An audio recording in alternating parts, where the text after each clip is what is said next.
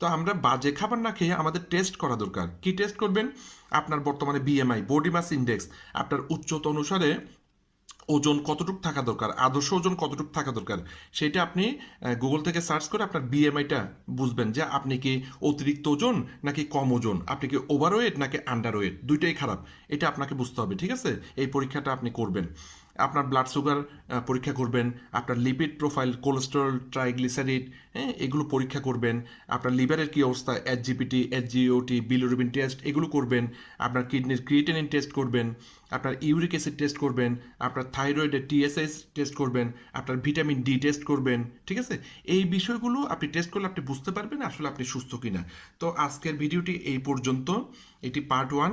এভাবে আমি 7 দিনে 7টি ভিডিও করব। অবশ্যই কোনো ভিডিও মিস করবেন না, হ্যাঁ? এবং এতক্ষণ পর্যন্ত যারা ছিলেন আপনাদের সকলকে ধন্যবাদ।